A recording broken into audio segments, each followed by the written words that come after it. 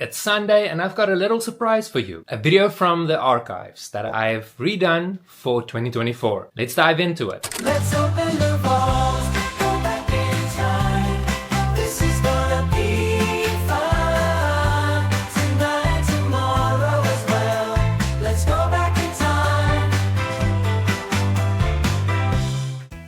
Hollywood has always been gay. In this video series, we take a look at gay stars or moments that either defined or were hidden from history. Welcome to the Gay Hollywood Files.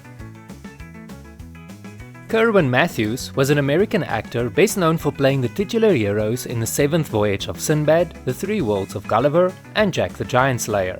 After moving to Los Angeles in 1954, Matthews acted at the Pasadena Playhouse in various plays. While there, he met with the head of casting for Columbia Pictures, who was impressed by the handsome actor and gave him a 7-year studio contract with Columbia Pictures. The road to success isn't easy, and he didn't immediately strike it big in Hollywood, but he slowly worked himself up to a leading man status through hard work and perseverance. His first credited role was in a movie 5 Against the House, which was released in 1955. The film starred established actor and leading man Guy Madison, and though Matthews' screen time was significantly smaller, he stole the show.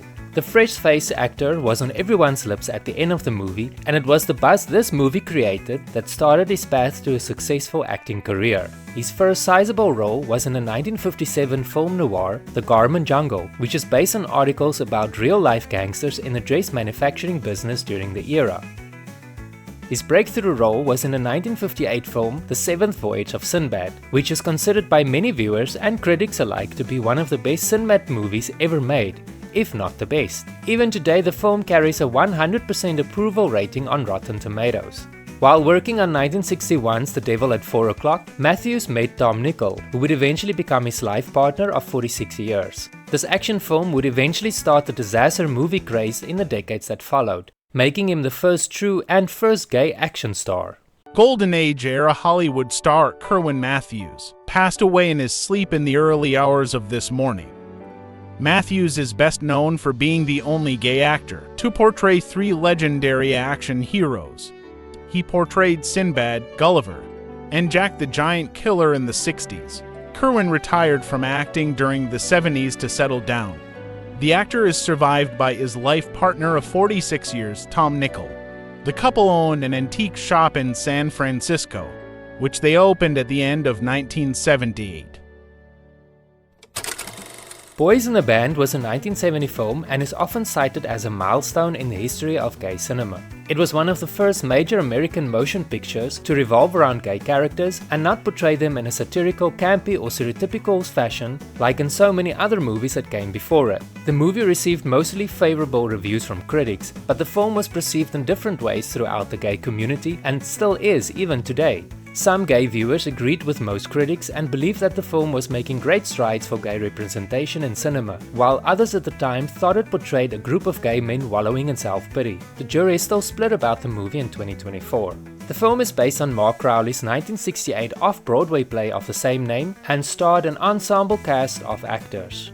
The plot sees Kenneth Nelson portray a gay man hosting a birthday party with his gay friends, but things take an unexpected turn when his straight friend joins the party. Kenneth Nelson was nominated for a Golden Globe Award for his role in this film, and I bet you never knew that the film The Boys in the Band inspired an adult film that is also considered a milestone in gay history.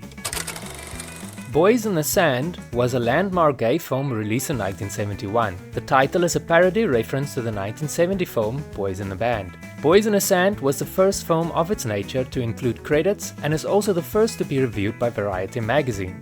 Produced on a budget of only $8,000, the film is set on Fire Island with a cast of then relatively unknown actors. In an unprecedented move, Boys in the Sand had its theatrical debut on December 29, 1971 at the 55th Street Playhouse in New York City. Queues formed several city blocks long outside the Playhouse, and the film made nearly $25,000 during its first week. That is more than $195,000 in 2024, adjusted for inflation. Its financial success landed the movie on Variety magazine's list of the week's top 10 grossing films, and within 6 months, Boys in the Sand grossed $140,000 and continued to open in theaters across the United States and around the world. It owed much of its success to positive word-of-mouth promotion, and it is also credited as the film which made the genre less taboo. With the success of Boys in the Sand, actor Casey Donovan became an underground celebrity, but he struggled to break free from the genre and never really moved on to more traditional mainstream films.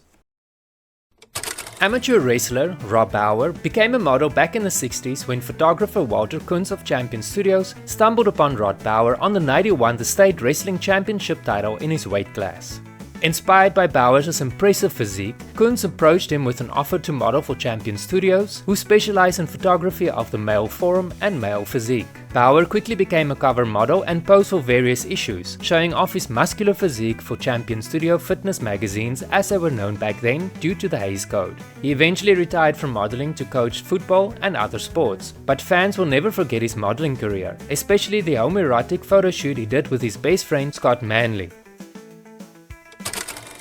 Thank you for watching this video. If you liked it, why not share it, so that other viewers like yourself might discover my channel. You can also check out some of the other great videos on my channel.